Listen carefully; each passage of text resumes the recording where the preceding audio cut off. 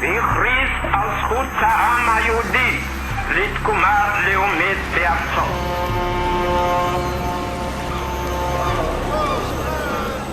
זכות זו הוכרה בהצהרת בלפור מיום ב' בנובמבר 1917 על הקמת מדינה יהודית. The voice of David Ben-Gurion, declaring the establishment of the State of Israel in May 1948.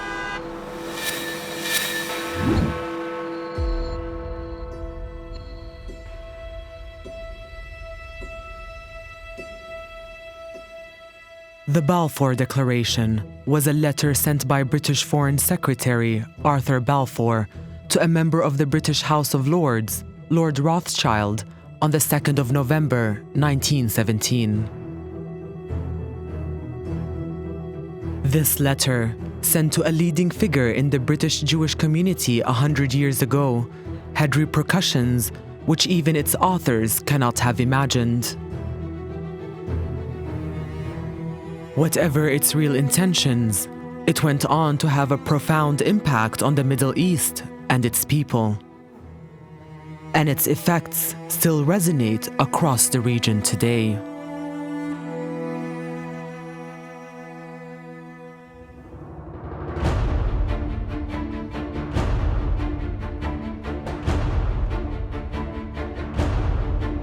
In 1914, these soldiers were fighting on the battlefields of Europe in the First World War.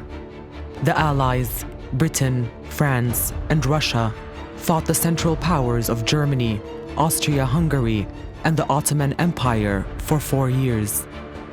But the land and sea war was not the only battleground.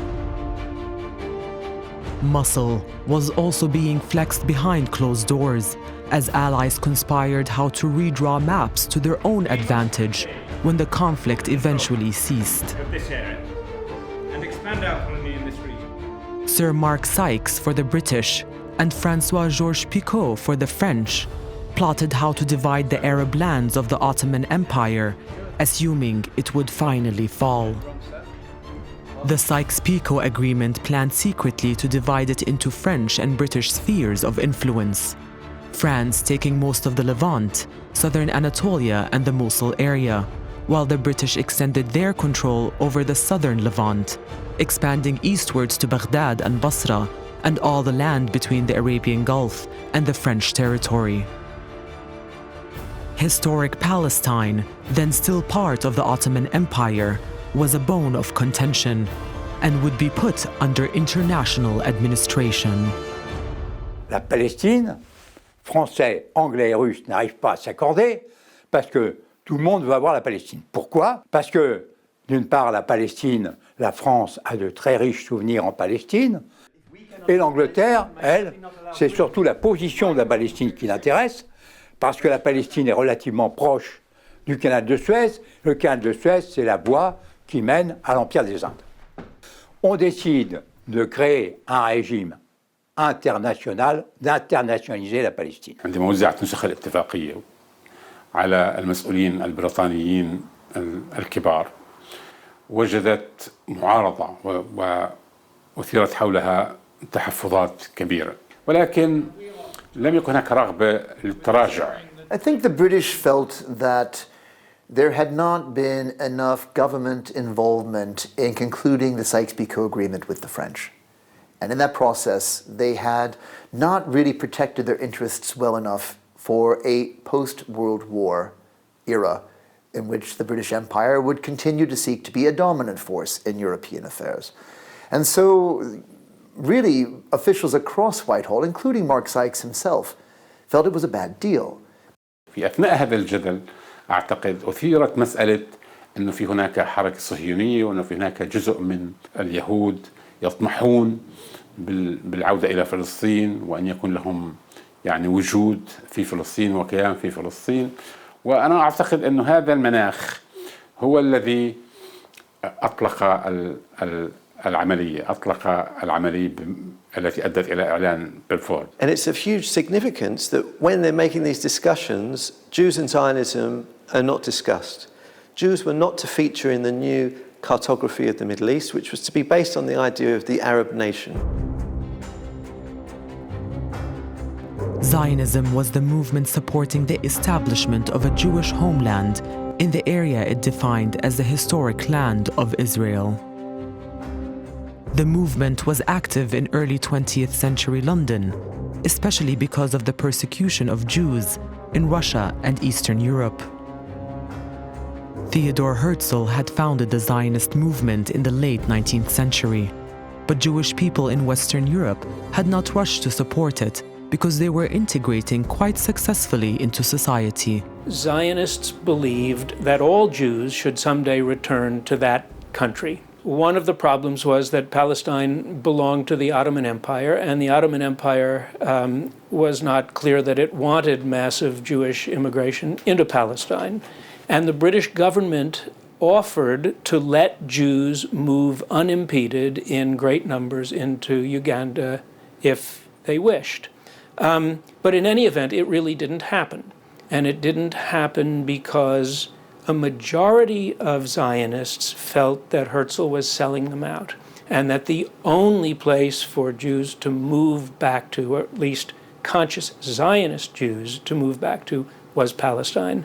In this, I think, Britain began to look on the Zionist movement as a possible partner in justifying a renegotiations of their agreement with the French. You see, for Britain simply to claim territory against what they'd already concluded in an agreement with France could create diplomatic problems for the British. But if they were to make a claim to Palestine, not out of self-interest, but in order to advance a great historic ideal of the restoration of the Jewish people to their biblical homeland, that this could justify an adjustment of the terms of Sykes-Picot in a way that the French would accept. The British wanted somehow, and more increasingly, they felt that the Jews held the key to winning the war. And so they had to figure out how to bribe the Jews to support them. Sir Mark Sykes had succeeded in drawing the line he wanted from Acre in the west to Kirkuk in the east. But for some in government, this was not enough. The British were using the Jewish national movement to secure Palestine for themselves. This is when Chaim Weizmann is really going to find open ears in 10 Downing Street, in the Foreign Office, in the Colonial Office.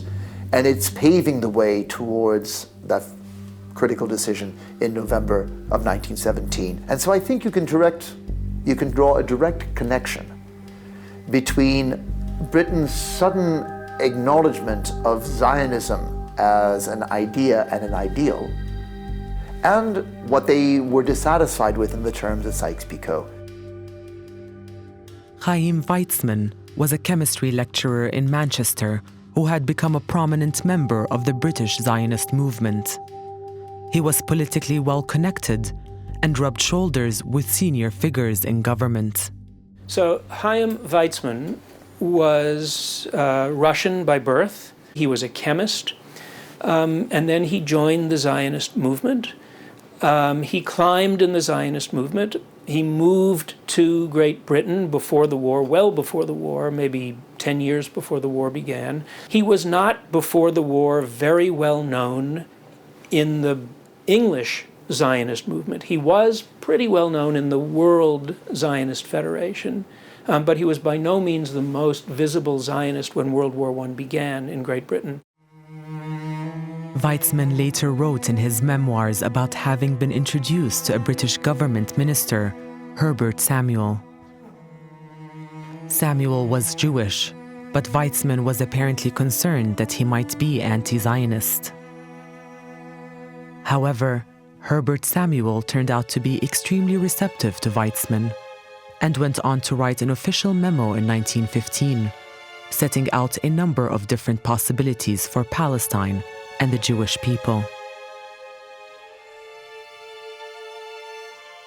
كان وزير الصحة health minister هيك شيء يعني فهو كان ما له علاقة يعني مفروض إنه ما له علاقة بالسياسة بس هو كتب مذكرة عن فلسطين لما لقى إنه الظروف اللي طلعتها الحرب العالمية الأولى لقى حاله أنه هو أول يهودي ذو يعني مركز موجود بالحكومة البريطانية. كتب مذكرة للحكومة إنه شو بده يصير بفلسطين بعد ما تنتهي الحرب، وحط عدة احتمالات. إحدى الاحتمالات إنها تصير دولة يهودية أو تصير تحت الحماية البريطانية فلسطين، أو تصير بطل يسميها دولة يهودية الكومنولث يعني كيان.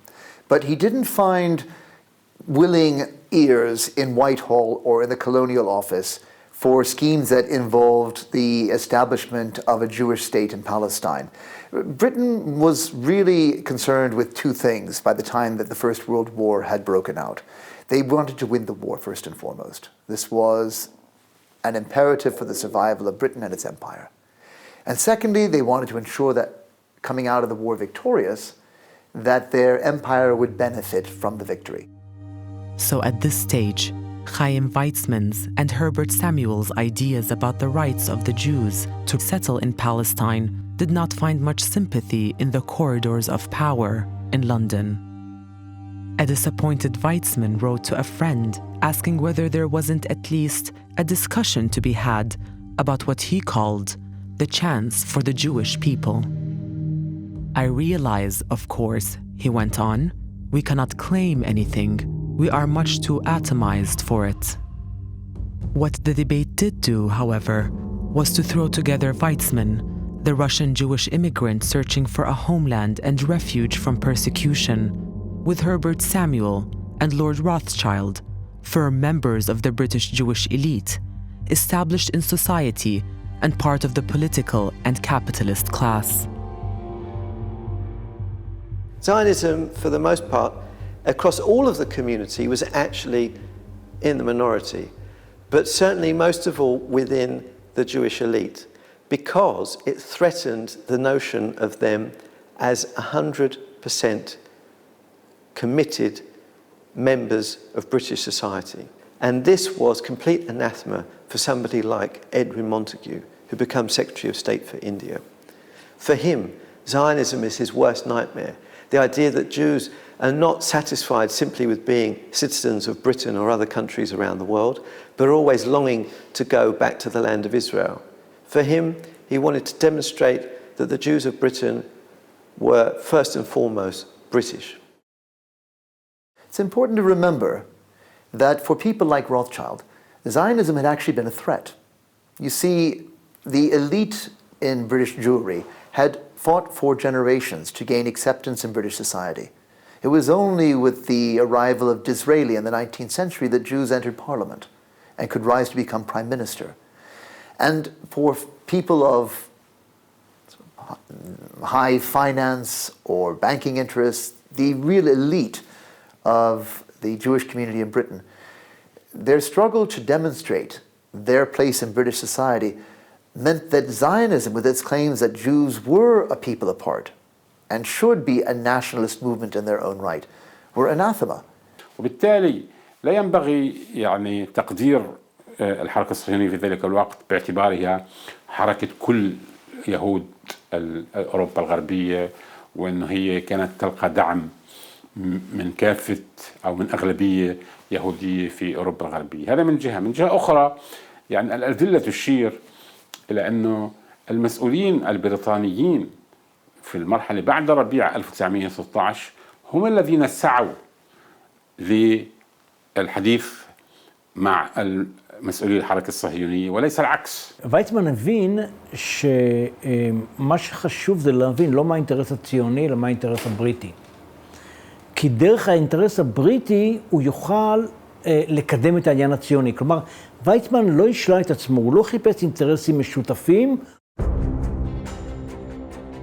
It's Weizmann that makes the difference, and I think he was probably unique in his ability to persuade leading British figures that the Jews were, in fact, a vast subterranean influence, which they were not, that all Jews were Zionists, which was far from the truth, and that therefore the key to winning Jewish support was to offer them Palestine. Weizmann talked up the degree to which the Jewish community supported Zionism in order to get his message across to the government. But for the British, it seemed to be about self-interest, about winning the war. Recognizing Zionism would be closely linked to gaining global Jewish support for this objective on which it saw its future resting. So the British motives for supporting Zionism, really we can boil it down to two elements of British self-interest at that time. Not an emotional interest in Zionism or a love of Jews and the Jewish plight and a desire for a return of the Jews to the Holy Land. No, for very specific self-interest matters of policy. They were, first of all of the British government agreed that they wanted to mobilise behind Britain and the Allies this idea of Jewish power in the world. They were, like all of the different policy elites in the war, believers in the notion that Jews were of tremendous influence in the corridors of power around the globe. If the British government appeared to support Zionism, they would win over world Jewry to their side and all that that entailed. The British were convinced that Zionism was really at the centre of the Jewish heart. In May 1916, Sir Mark Sykes had agreed his secret deal with the French. Sykes-Picot would form the basis of the future carve-up of the old Ottoman Empire. So he immediately turned his attention to Palestine, still part of the Ottoman Empire, and how to use Zionist ambitions to outmaneuver the French.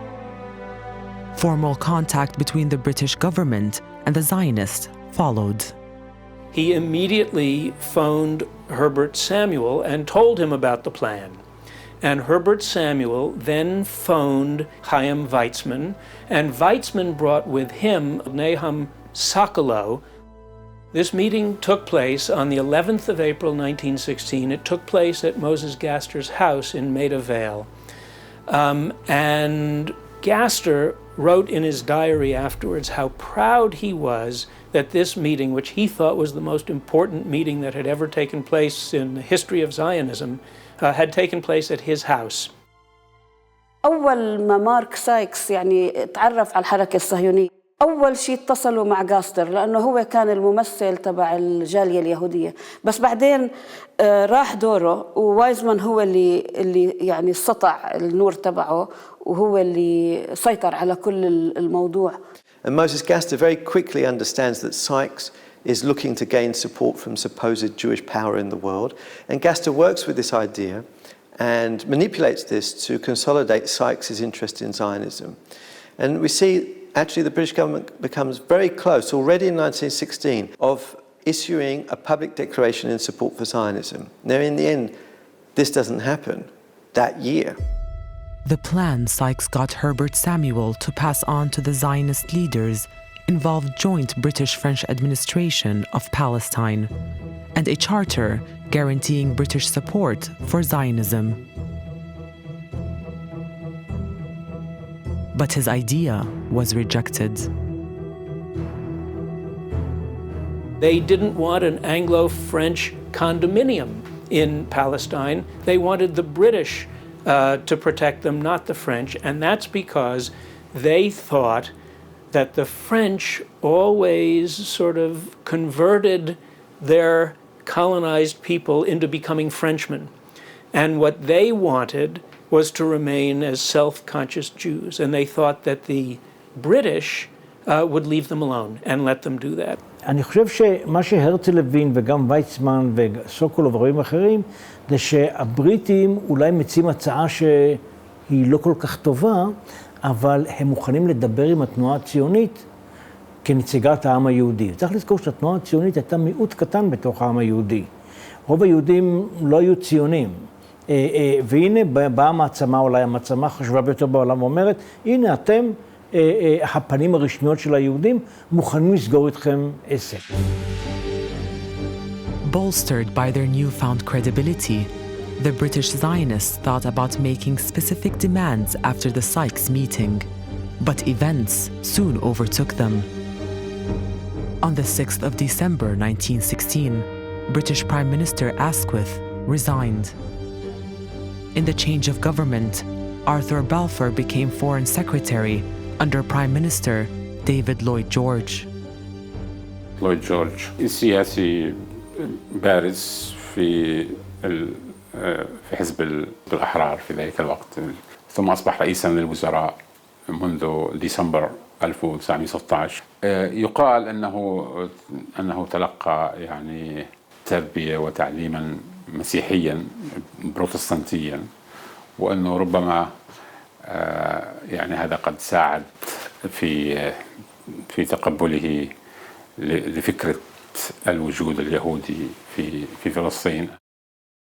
Balfour was of rather philosophical bent, and I think he wanted to think in theological terms, he wanted to think in historical terms, and it was with that frame of mind, I think, that he approached the whole question.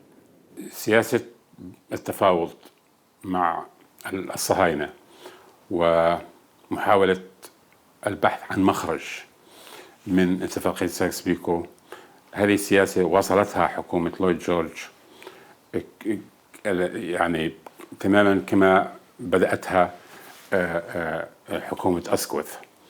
وبلفور بصفته وزير الخارجية كان أصبح يعني جزء مهم من هذه العملية. David Lloyd George, A.J. Balfour, and all of those who supported the Balfour Declaration within the British government, we can absolutely categorise as being riven with anti-Semitic thinking. And not only that, but the thinking behind the Balfour Declaration that drove them to the Balfour Declaration was from this anti-Semitic thought. The idea of Jewish power, of Jewish cohesiveness, and of a unified Jewish attachment to Zionism above all else.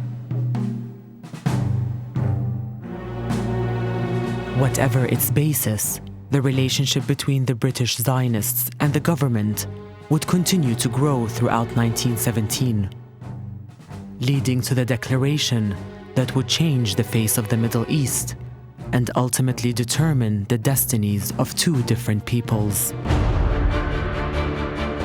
By 1917, the war was shifting in the Allies' favor, and in the Middle East, the British were moving through Sinai towards the borders of historic Palestine. Further north, the Russian Revolution in February 1917 cast doubt on Russia's continued involvement in the war.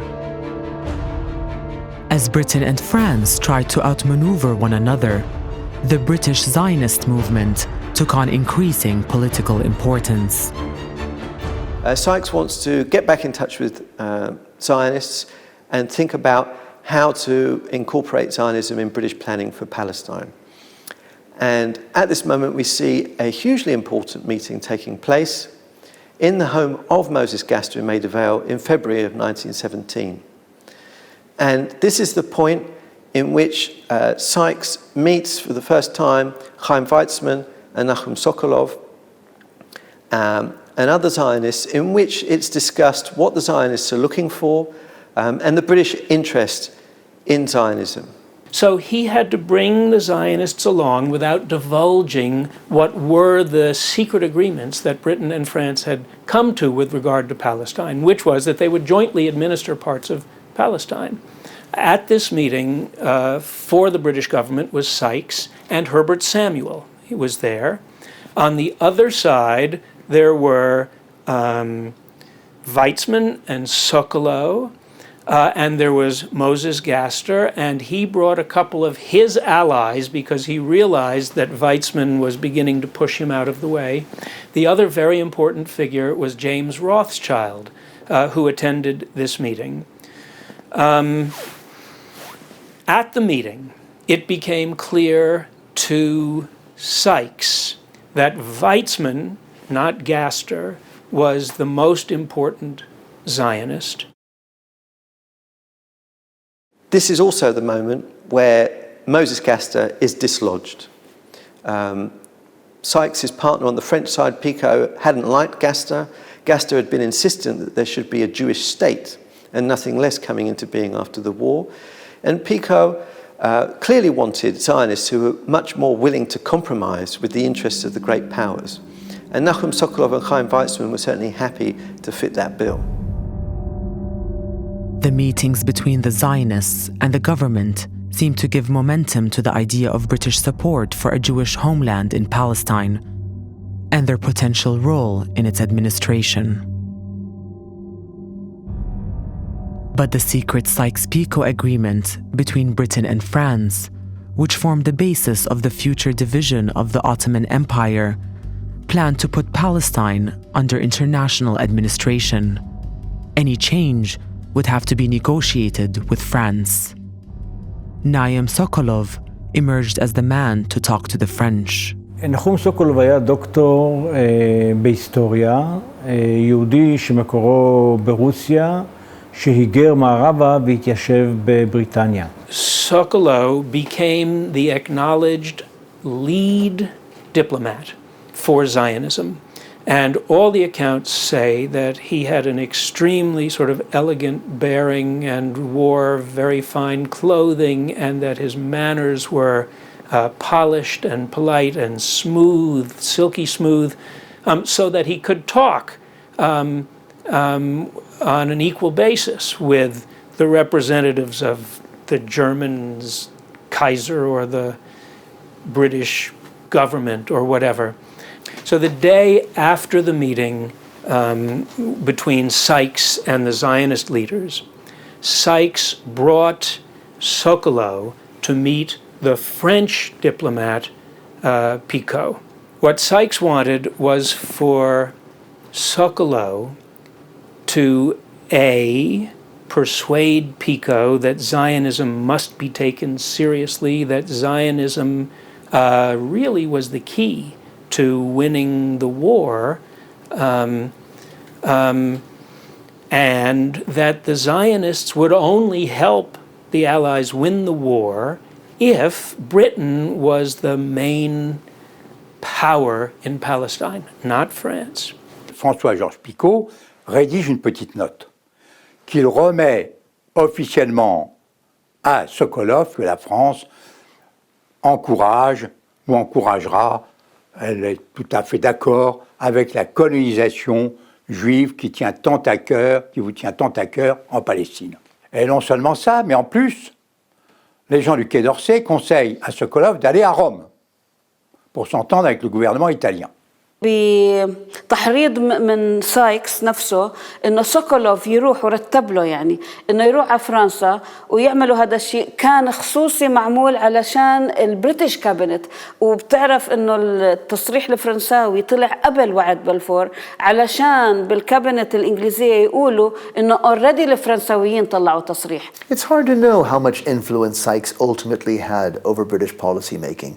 He was given more prominence in British policymaking around the Middle East during the war years than he ever deserved.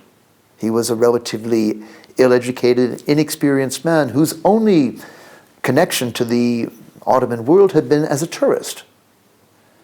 So for this man to be playing such a role in the halls of power over deciding British policy towards the Near East seems to us today to be anomalous, indeed ridiculous.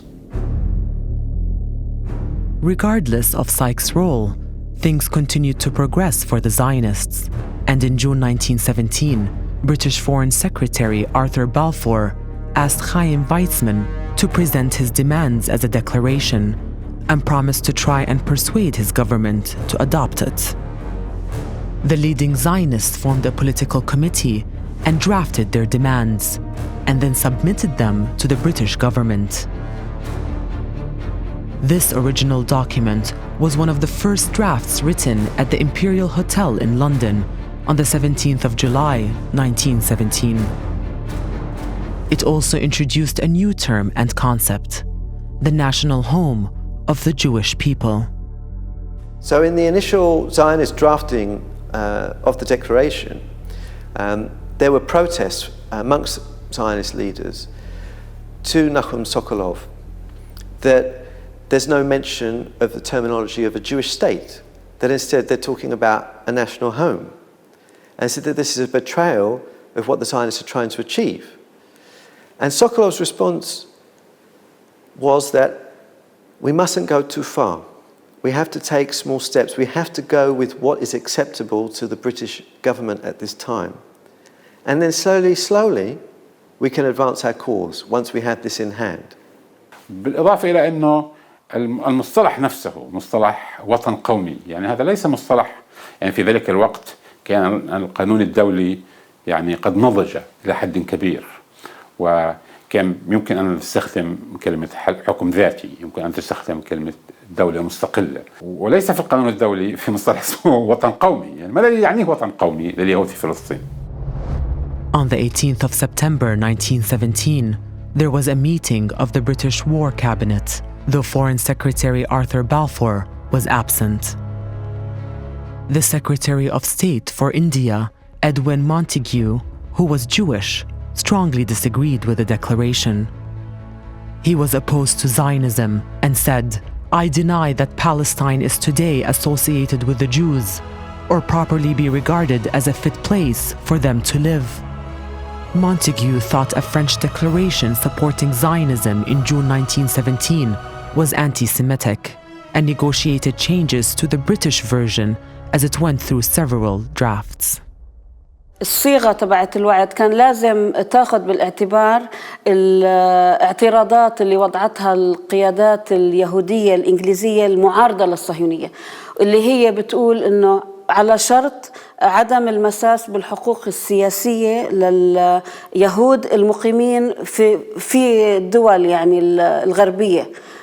ולכן אגב, כשאתה קורא את הצהרת בלפור, זה לא נכון שלגמרי לא הקשיבו למונטגיו, הקשיבו לו.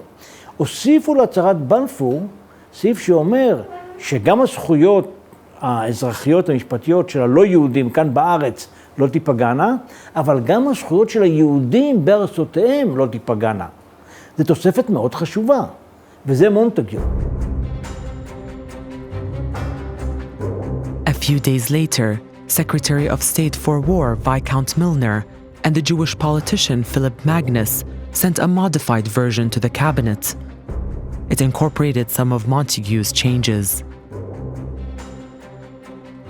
including the caveat that, quote, "Nothing shall be done that might prejudice the rights and political status enjoyed by such Jews who are fully contented with their existing nationality and citizenship."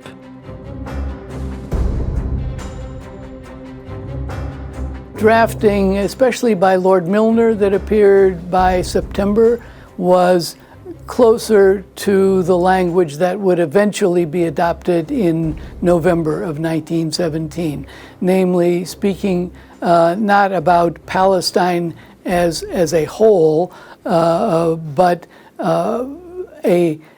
some sort of presence in Palestine on behalf of the Jews, which is quite different. كانت كل كلمة بوعد بلفور إلها معنى. فالفرق إنك تقول the national home يعني التعريف الوطن القومي، غير عن إنك تقول a national home. وهم يعني تناقشوا فيها قبل ما يصدروا الوعد، تناقشوا فيها وقالوا إحنا ما عم نقول بدنا نعطي the national home، إحنا بدنا نعطي a national home، يعني وطن قومي يهودي في فلسطين.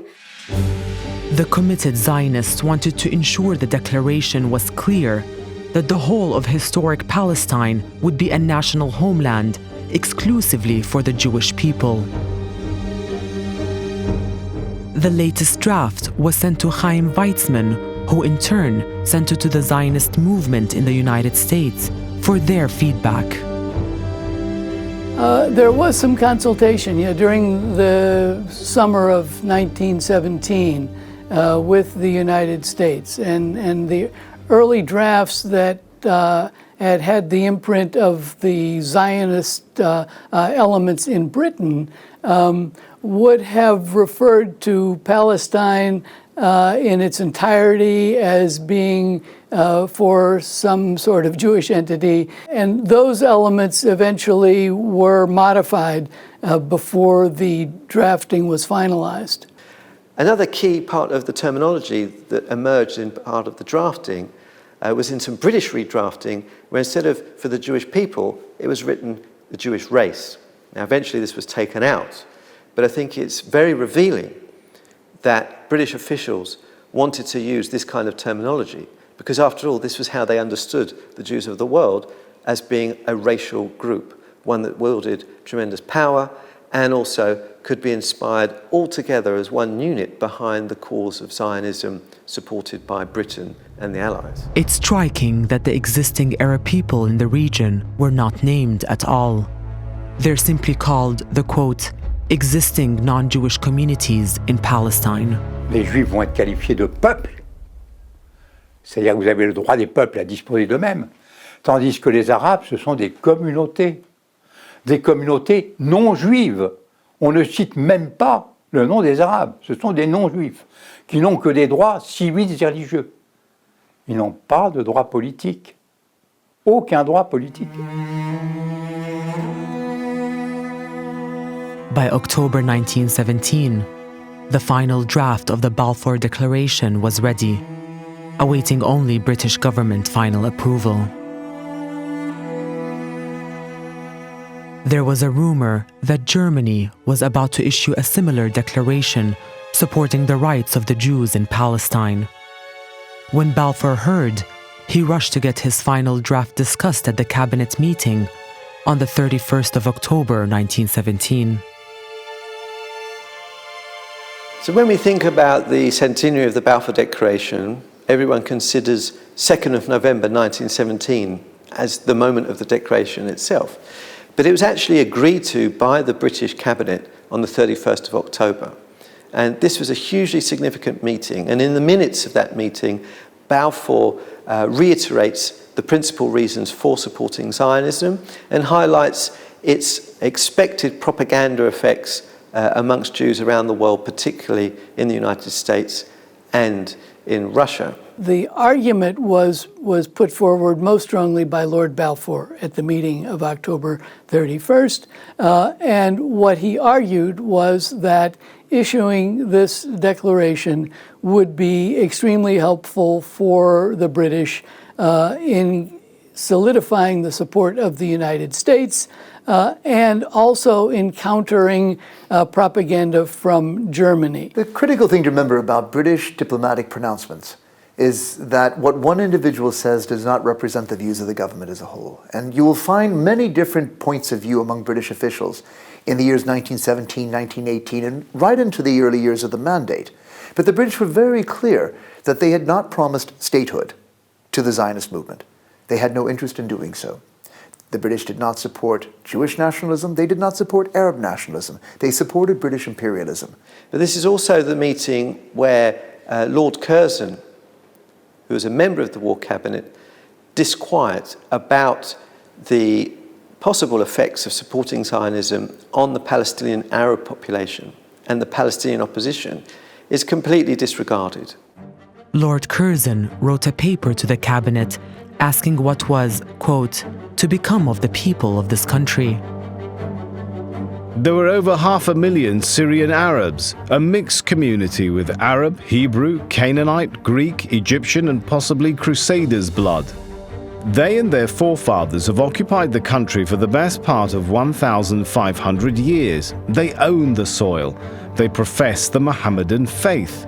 They will not be content either to be expropriated for Jewish immigrants or to act merely as hewers of wood and drawers of water to the latter. But his prescient remarks fell on deaf ears. It's Sykes who tells Chaim Weizmann at the end of the War Cabinet's meeting, Dr. Weizmann, it's a boy, as though they've witnessed the birth of an agreement to create a Jewish national home as a baby in the Middle East.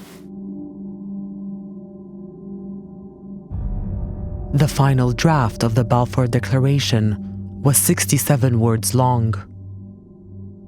His Majesty's government view with favour the establishment in Palestine of a national home for the Jewish people, and will use their best endeavours to facilitate the achievement of this object, it being clearly understood that nothing shall be done which may prejudice the civil and religious rights of existing non-Jewish communities in Palestine, or the rights and political status enjoyed by Jews in any other country.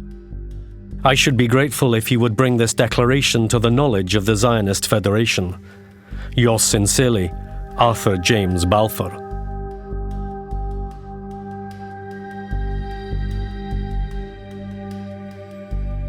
Well, in terms of international law, it really has very little standing. In international law, treaties between nations have significance, but governments often issue policy statements of intention about what they plan to do, and those really don't have any standing as a matter of law. For Britain, this was I suppose you would say a statement of its intention as to what it would do if it were to take over Palestine, which of course it had not yet done as of November 1917. אז קודם כל לא הייתה הכרזה, כי לא הייתה הצהרה.